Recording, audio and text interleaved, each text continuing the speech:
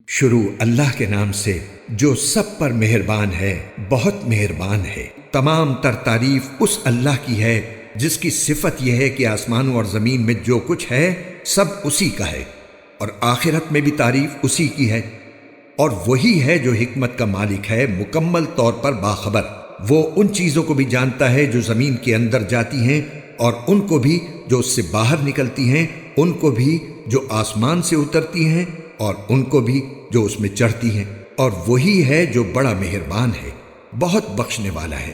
اور جن لوگوں نے کفر اپنا لیا ہے وہ کہتے ہیں کہ ہم پر قیامت نہیں آئے گی۔ کہہ دو کیوں نہیں آئے گی؟ میرے عالم الغیب پروردگار کی قسم، وہ تم پر ضرور آ کر رہے گی۔ کوئی ذرہ برابر چیز اس کی نظر سے دور نہیں ہوتی، نہ آسمانوں میں، نہ زمین میں، اور نہ اس سے چھوٹی کوئی چیز ایسی ہے، نہ بڑی، جو ایک کھلی کتاب یعنی لوح محفوظ میں درج نہ ہو۔ اور قیامت اس لیے آئے گی تاکہ جو لوگ ایمان لائے ہیں اور انہوں نے نیک عمل کیے ہیں، اللہ ان کو انعام دے۔ ایسے لوگوں کے لیے مغفرت ہے اور باعزت رزق۔ اور جن لوگوں نے ہماری آیتوں کے بارے میں یہ کوشش کی ہے کہ انہیں ناکام بنائیں، ان کے لیے بلا کا دردناک عذاب ہے۔ اور اے پیغمبر، جن لوگوں کو علم عطا ہوا ہے وہ خوب سمجھتے ہیں کہ تم پر تمہارے رب کی طرف سے جو کچھ نازل کیا گیا ہے وہ حق ہے، اور اس اللہ کا راستہ دکھاتا ہے جو اقتدار کا مالک بھی ہے، ہر تعریف کا مستحق بھی۔ اور یہ کافر لوگ ایک دوسرے سے کہنے لگے، کیا ہم تمہیں ایک ایسے شخص کا پتہ بتائیں جو تمہیں یہ خبر دیتا ہے کہ جب تم مر کر بالکل ریزہ ریزہ ہو چکے ہوئے اس وقت تم ایک نئے جنم میں آؤ گے؟ پتہ نہیں اس شخص نے اللہ پر جھوٹ باندھا ہے یا اسے کسی طرح کا جنون لاحق ہے۔ نہیں، بلکہ حقیقت یہ ہے کہ جو لوگ آخرت پر ایمان نہیں رکھتے وہ خود عذاب میں اور پرلے درجے کی گمراہی میں مبتلا ہیں۔ بھلا کیا ان لوگوں نے اس آسمان و زمین کو نہیں دیکھا جو ان کے آگے بھی موجود ہیں اور ان کے پیچھے بھی؟ اگر ہم چاہیں تو ان کو زمین میں دھسا دیں یا آسمان کے کچھ ٹکڑے ان پر گرا دیں۔ حقیقت یہ ہے کہ اس میں ہر اس بندے کے لیے ایک نشانی ہے جو اللہ کی طرف رجوع کرنے والا ہو۔ اور واقعہ یہ ہے کہ ہم نے داؤد کو خاص اپنے پاس سے فضل عطا کیا تھا۔ اے پہاڑوں، تم بھی تسبیح میں ان کے ساتھ ہم آواز بن جاؤ، اور اے پرندوں تم بھی۔ اور ہم نے ان کے لیے لوہے کو نرم کر دیا تھا کہ پوری پوری زرہیں بناؤ اور کڑیاں جوڑنے میں توازن سے کام لو۔ اور تم سب لوگ نیک عمل کرو، تم جو عمل بھی کرتے ہو میں اسے دیکھ رہا ہوں۔ اور سلیمان کے لیے ہم نے ہوا کو تابع بنا دیا تھا، اس کا صبح کا سفر بھی 1 مہینے کی مسافت کا ہوتا تھا، اور شام کا سفر بھی 1 مہینے کی مسافت کا۔ اور ہم نے ان کے لیے تانبے کا چشمہ بہا دیا تھا۔ اور جنات میں سے کچھ وہ تھے جو اپنے پروردگار کے حکم سے ان کے آگے کام کرتے تھے، اور ہم نے ان پر یہ بات واضح کر دی تھی کہ ان میں سے جو کوئی ہمارے حکم سے ہٹ کر ٹیڑھا راستہ اختیار کرے گا اسے ہم بھڑکتی ہوئی آگ کا مزہ چکھائیں گے۔ وہ جنات سلیمان کے لیے جو وہ چاہتے بنا دیا کرتے تھے، اونچی اونچی عمارتیں، تصویریں، حوض جیسے بڑے بڑے لگن، اور زمین میں جمی ہوئی دیگیں۔ اے داؤد کے خاندان والو، تم ایسے عمل کیا کرو جن سے شکر ظاہر ہو، اور میرے بندوں میں کم لوگ ہیں جو شکر گزار ہوں۔ پھر جب ہم نے سلیمان کی موت کا فیصلہ کیا تو ان جنات کو ان کی موت کا پتہ کسی اور نے نہیں بلکہ زمین کے کیڑے نے دیا جو ان کے عصا کو کھا رہا تھا۔ چنانچہ جب وہ گر پڑے تو جنات کو معلوم ہوا کہ اگر وہ غیب کا علم جانتے ہوتے تو اس ذلت والی تکلیف میں مبتلا نہ رہتے۔ حقیقت یہ ہے کہ قوم سبا کے لیے خود اس جگہ ایک نشانی موجود تھی جہاں وہ رہا کرتے تھے۔ دائیں اور بائیں دونوں طرف باغوں کے 2 سلسلے تھے۔ اپنے پروردگار کا دیا ہوا رزق کھاؤ اور اس کا شکر بجا لاؤ، ایک تو شہر بہترین، دوسرے پروردگار بخشنے والا۔ پھر بھی انہوں نے ہدایت سے منہ موڑ لیا، اس لیے ہم نے ان پر بند والا سیلاب چھوڑ دیا، اور ان کے دونوں طرف کے باغوں کو ایسے 2 باغوں میں تبدیل کر دیا جو بدمزہ پھلوں، جھاؤ کے درختوں اور تھوڑی سی بیریوں پر مشتمل تھے۔ یہ سزا ہم نے ان کو اس لیے دی کہ انہوں نے ناشکری کی روش اختیار کی تھی، اور ایسی سزا ہم کسی اور کو نہیں بڑے بڑے ناشکروں ہی کو دیا کرتی ہیں۔ اور ہم نے ان کے اور ان بستیوں کے درمیان جن پر ہم نے برکتیں نازل کی ہیں ایسی بستیاں بسا رکھی تھیں جو دور سے نظر آتی تھیں، اور ان میں سفر کو نپے تلے مرحلوں میں بانٹ دیا تھا۔ اور کہا تھا کہ ان بستیوں کے درمیان راتیں ہوں یا دن امن و امان کے ساتھ سفر کرو۔ اس پر وہ کہنے لگے کہ ہمارے پروردگار ہمارے سفر کی منزلوں کے درمیان دور دور کے فاصلے پیدا کر دے۔ اور یوں انہوں نے اپنی جانوں پر ستم ڈھایا، جس کے نتیجے میں ہم نے انہیں افسانہ ہی افسانہ بنا دیا اور انہیں ٹکڑے ٹکڑے کر کے بالکل تتر بتر کر دیا۔ یقیناً اس واقعے میں ہر اس شخص کے لیے بڑی نشانیاں ہیں جو صبر و شکر کا خوگر ہو۔ اور واقعی ان لوگوں کے بارے میں ابلیس نے اپنا خیال درست پایا، چنانچہ یہ اسی کے پیچھے چل پڑے، سوائے اس گروہ کے جو مومن تھا، اور ابلیس کو ان پر کوئی تسلط نہیں تھا۔ البتہ ہم نے اس کو بہکانے کی صلاحیت اس لیے دی تھی کہ ہم یہ دیکھنا چاہتے تھے کہ کون ہے جو آخرت پر ایمان لاتا ہے اور کون ہے جو اس کے بارے میں شک میں پڑا ہوا ہے، اور تمہارا پروردگار ہر چیز پر نگراں ہے۔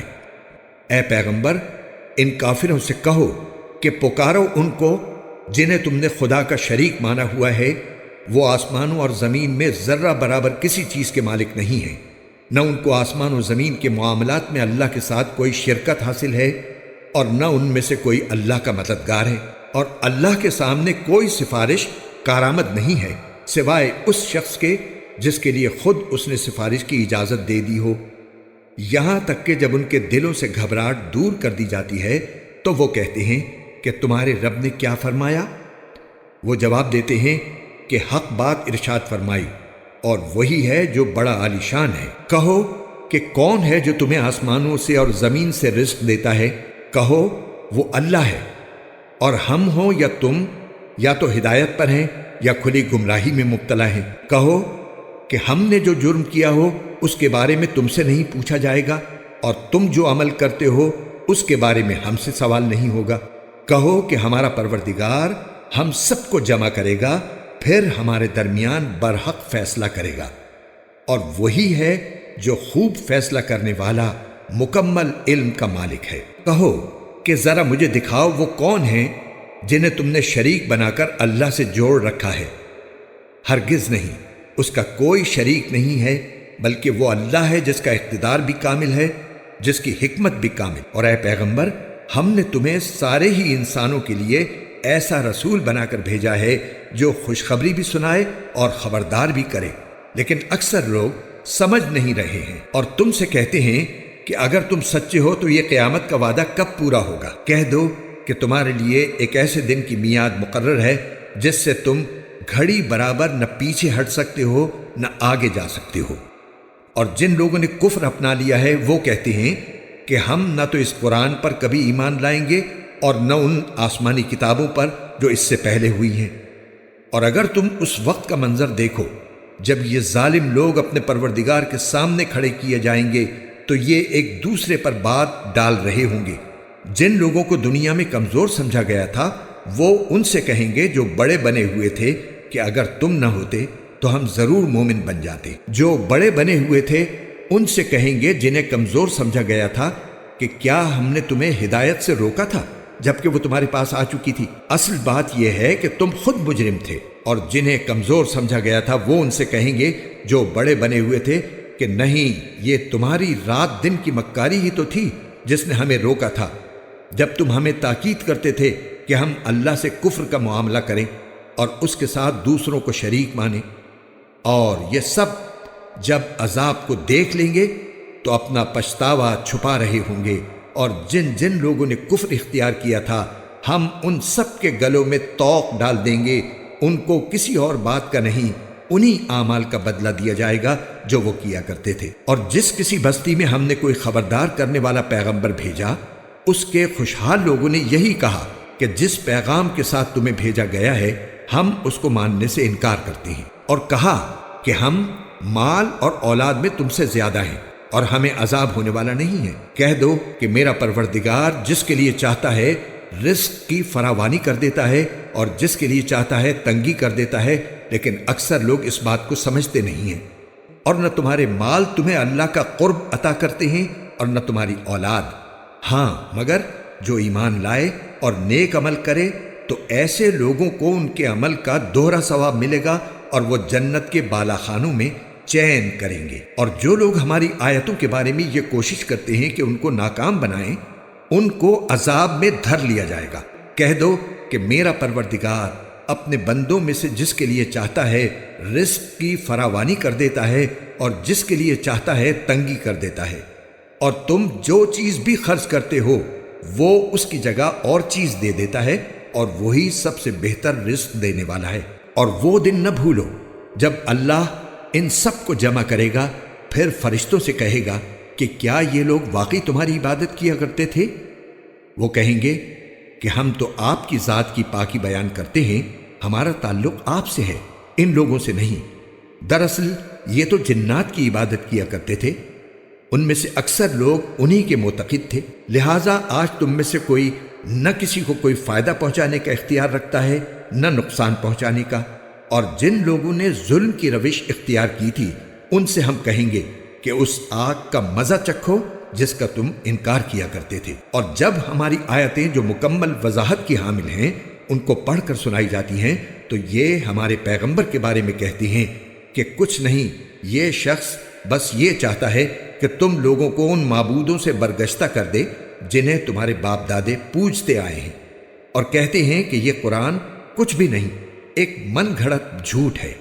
اور جب ان کافروں کے پاس حق کا پیغام آیا تو انہوں نے اس کے بارے میں یہ کہا کہ یہ تو ایک کھلے جادو کے سوا کچھ نہیں ہے، حالانکہ ہم نے انہیں پہلے نہ ایسی کتابیں دی تھیں جو یہ پڑھتے پڑھاتے ہوں، اور نہ اے پیغمبر تم سے پہلے ہم نے ان کے پاس کوئی خبردار کرنے والا نبی بھیجا تھا، اور ان سے پہلے لوگوں نے بھی پیغمبروں کو جھٹلایا تھا۔